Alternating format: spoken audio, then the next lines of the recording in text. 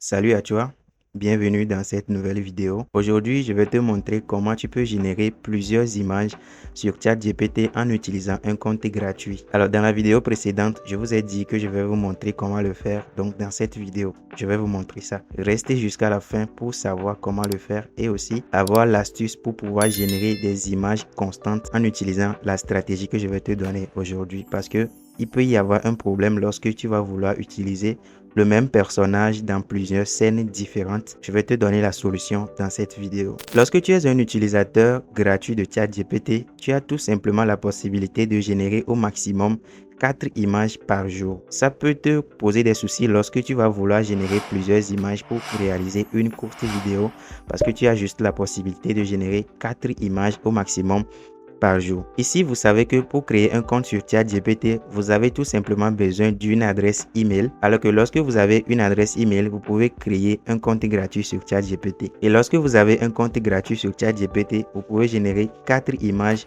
gratuitement en utilisant ce compte gratuit là. Vous voyez déjà là où je veux en venir. Donc pour générer plusieurs images, il suffit juste d'avoir plusieurs adresses mail pour pouvoir créer plusieurs comptes gratuits sur ChatGPT. Et avec ces comptes gratuits, vous pouvez générer plusieurs images par jour. Alors, je vous montre l'exemple sur mon navigateur Chrome. Comme vous le voyez à l'écran, je me suis connecté jusqu'à 4 adresses email et j'ai créé un compte gratuit avec chacune de ces adresses mail. Bien sûr, j'ai encore plusieurs d'autres adresses mail, mais je ne me suis pas connecté avec ces adresses sur ce compte-là. Ce que vous allez faire, c'est de créer une adresse mail et vous créez un compte gratuit sur ChatGPT. Alors, maintenant, vous aurez besoin, par exemple, pour réaliser une scène, vous aurez besoin de garder la même personne, un même personnage dans des actions ou bien dans des clips différents. Alors, comment le faire? Si vous voulez, par exemple, utiliser le même personnage pour continuer à générer d'autres images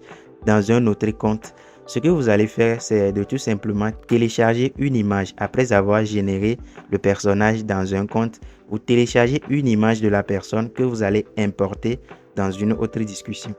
Alors, après avoir importé l'image de la personne, vous allez demander à ChatGPT de vous générer une nouvelle image en se basant sur la personne ou bien le personnage qui se trouve dans l'image que vous lui avez envoyée. Aussi simple que ça. Parce que ChatGPT est vraiment très fort dans ça.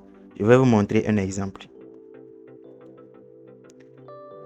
Lorsque vous voyez ce chat que j'ai envoyé à ChatGPT, ce chat-là a été généré dans une autre discussion, a été généré avec un autre compte carrément. Et lorsque j'ai voulu continuer ma scène, mon scénario avec ce même chat, j'ai tout simplement envoyé la photo du chat à ChatGPT et je lui ai demandé ce chat dans un jardin en train de manger quelque chose par terre. Et voilà le résultat. Lorsque vous regardez le chat ici, donc ça c'est le même chat qu'il a généré maintenant qui est dans un jardin en train de manger quelque chose par terre.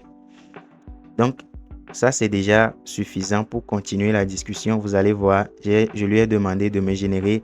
Le chat a entendu un bruit et il a levé brusquement la tête en position de s'enfuir.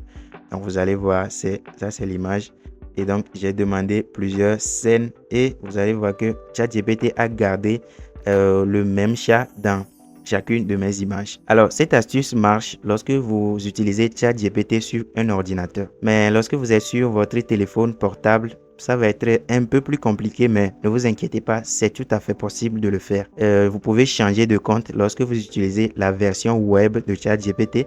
C'est-à-dire lorsque vous vous connectez à ChatGPT en utilisant Chrome sur votre téléphone portable et vous connectez avec de différents comptes en utilisant votre téléphone portable. Mais si cela va être un problème pour vous, dites-moi en commentaire, je ferai une autre vidéo pour vous montrer clairement comment le faire. Alors avant de terminer aussi, j'aimerais vous montrer quelque chose. Il y a une petite fonctionnalité qui a été ajoutée récemment à ChatGPT.